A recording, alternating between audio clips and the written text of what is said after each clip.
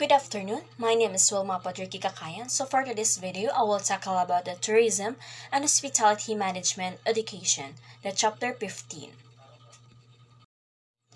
The learning objectives differentiate schools abiding with laws from those that are not and identify the requirements in opening and operation of the tourism or hospitality management and tourism related technical vocational programs, and last is identify the laws governing various issues in tourism and hospitality education. A curriculum developed is an ongoing process that involves collaboration among educators, administrators, and stakeholders to ensure that the curriculum is relevant, engaging and aligned with the educational standards and goals. So it may involve periodic review and revision to incorporate new research, best practices, and changing needs, education, and society. And overall, a well designed curriculum is essential in providing structure and effective learning experience for student, guiding instructor, and assessment and promoting meaningful and successful learning. A student practicum or apprenticeship is an opportunity for a student to gain practical hands-on experience in a specific field or industry. It may typically involves working under the supervision of a trained professional or mentor to learn and develop skills related to their chosen career path. During our practicum or apprenticeship, student may be assigned task, project, or responsibilities to real-world situations, so they may also have the opportunity to observe and learn from experienced professionals, ask questions, and receive feedback on their performance. Accreditation is a process by which schools and educational programs are evaluated to ensure that they meet certain standard of quality or rigor. Independent organization or agencies that have established criteria for evaluating educational institution.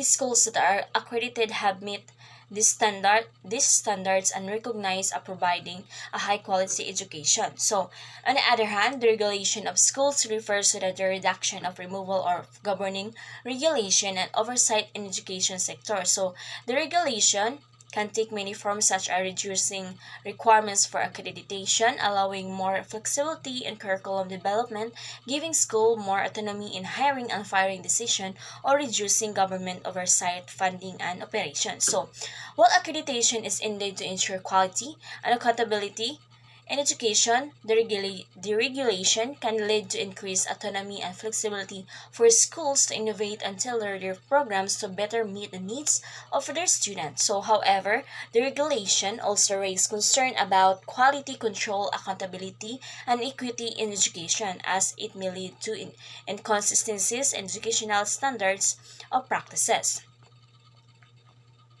So, overall, accreditation and regulation are two important factors that impact the quality.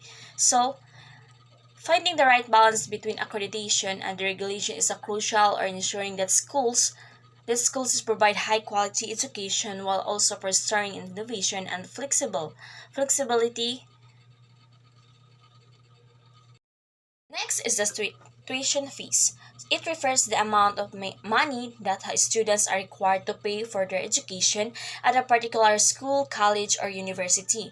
Tuition fees can vary significantly depending on the institution. So the type of program or degree being pursued, the student residency status is a state versus out of the state or international and other factors. So tuition fees typically cover the cost of instruction,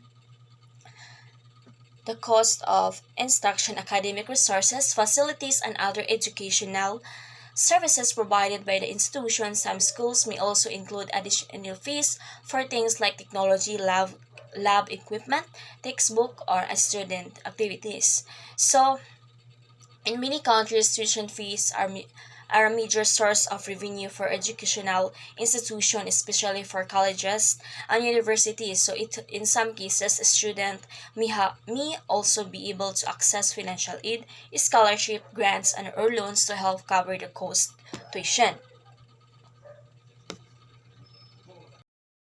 Random drug testing for tertiary level students. So it refers to the practice of conducting drug tests of students enrolled in colleges or universities without prior notice or warning. So this type of testing is typically done to discourage drug use among students and promote free environment and ensure the safety and well-being of the campus community. So there are the few important considerations to keep in mind when implementing random drug testing for tertiary label students. So number one is a privacy concern, and next is the effectiveness, and number three is a legal consideration. So the last is the support and resources. So ultimately, the decision of implementing random drug testing for tertiary level students should be made carefully, taking into account the specific needs and circumstances of the institution, ensuring that student rights and well-being are prioritized. Pre-arranged, I know. Tertiary education offers a wide range of academic or vocational programs, so including undergraduate degree, graduate degrees, diplomas, or certificate of professional qualification. Student can choose to study disciplines such as an art, humanities, and professional qualifications. So a student can choose to such as art and humanities, social science and natural sciences, engineering, business, and healthcare, and many other. So the summary, tourism and hospitality management education focuses on preparing students for careers in the hospitality industry, including hotels, restaurants, tourism agencies, and event planning companies. This type of education typically covers a range of topics such as customer, marketing and finance, and operation management. So a student also learn about the cultural economic factor that influence the tourism industry and gain practical experience through internship and hands-on projects. So overall, the tourism and hospitality management education equips students with the skills and knowledge needed to success in a fast-paced and dynamic field. The quote is, the tourism and hospitality industry is all about creating memorable experience for others, and education in tourism and hospitality management open doors to a world of opportunities and possibilities. So that's all my topic about the chapter 15.